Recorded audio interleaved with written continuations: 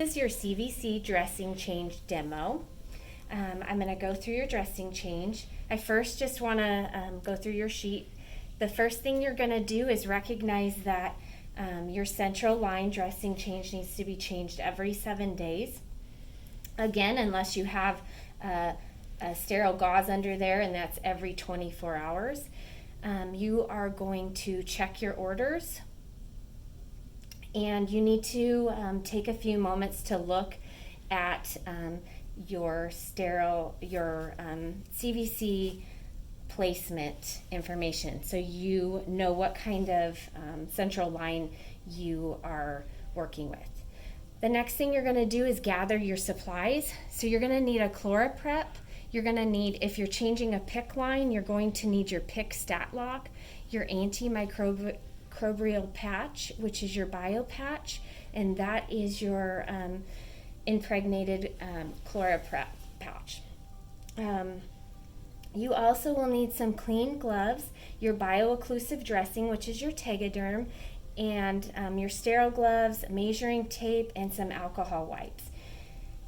You will enter your room, perform your hand hygiene, provide patient privacy, get your patient's information and educate your patient, check allergies, and clean the surface that you'll be working with for your sterile field.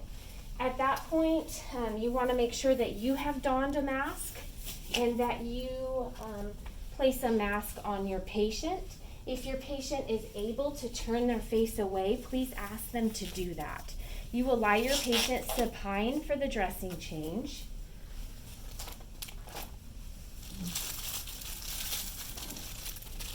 At this point, I'm going to be changing the subclavian.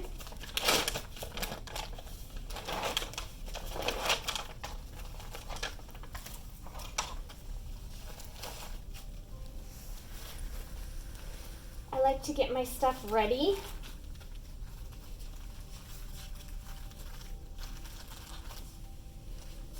My kit comes with a bio patch. Your kit most likely will not, so make sure that you get your bio patch and drop it onto your sterile field. At this point, I'm going to come over and I'm going to remove my dressing. So to remove the dressing, remember that you want to work towards the insertion site. And I always take my finger, like I showed you guys earlier, and just stabilize while I'm removing that dressing. With the Tegaderm, you can just lift and it pulls that. So once you get here, just make sure that you're stabilizing. You're going to remove the Tegaderm and the bio patch. Remember, these are typically sutured in, so they're not going to go anywhere. Then you discard your gloves with your dressing in your glove into the trash. Hand hygiene. You want to make sure that you take a really good look at your central line and you're looking for signs of infection, inflammation. If you're changing the PICC line, at this point you want to measure and compare that to the insertion. And you also want to feel above insertion and looking for a DVT. Just make sure that you're looking for signs of infection and then assessing the patient for any pain. So at this point, we are going to go ahead and get our sterile gloves and clean.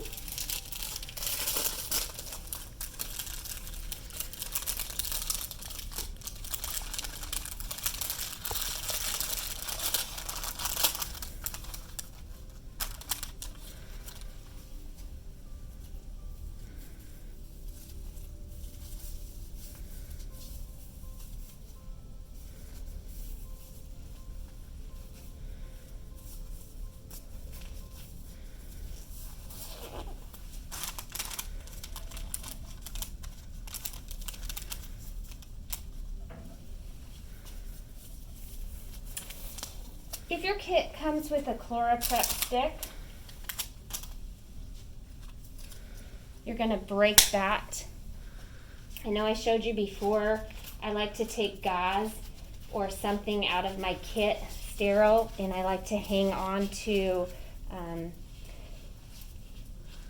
my 3 lumen just for stability. You're going to be cleaning in a square 3-inch around your insertion site, and we are going to be cleaning back and forth and up and down for 3 minutes. You want to start around insertion site, cleaning under the tube under the lumen if you can, back and forth and side to side. This is a good 30 seconds of 3 inches around.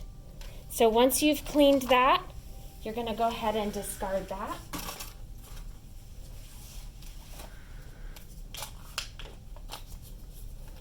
At this point, you're going to place your bio patch word up, and again, you want to just slide it right over your tube here and turn it to the 5 o'clock or the 7 o'clock position.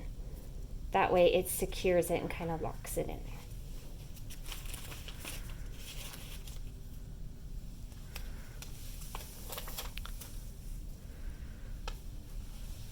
And then your Tegaderm over the top.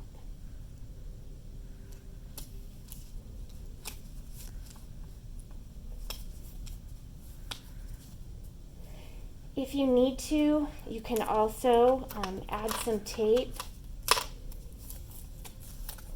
to secure the lumen.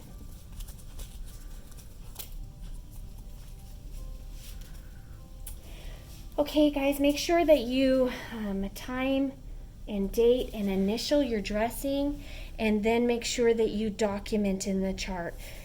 Date, time, site assessment, sterile technique, if you do the pick length, and the next time that it's due to be changed. And also remember that your caps are also typically changed at this time every 7 days, and that is standard practice, that we also change the caps. I'm going to go ahead. I would at this point do hand hygiene, new gloves. I'm going to go ahead and change one cap for you just so that you can see that. So make sure you have your saline, your new cap, and your alcohol.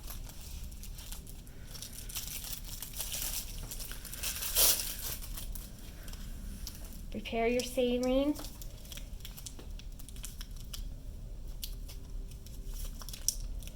Your cap.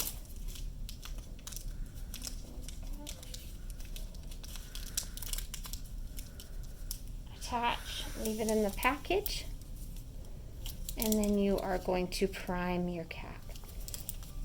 Set that aside. Make sure that your clamp is clamped, and this time you're going to ask your patient to hold their breath.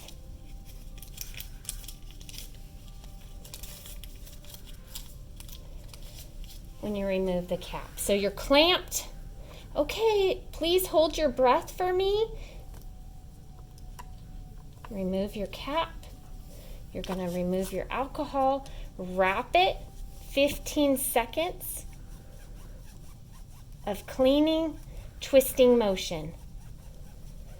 Once that is done, you're going to remove this, attach your cap, your new cap, unclamp, pull back, looking for the first sign of blood, and then push pause method. Push pause, push pause, push pause at 9.5 or less than 1 mil after you have flushed. You're going to clamp with pressure. Okay, you can breathe. And that is the same process you use to change all 3 of your caps.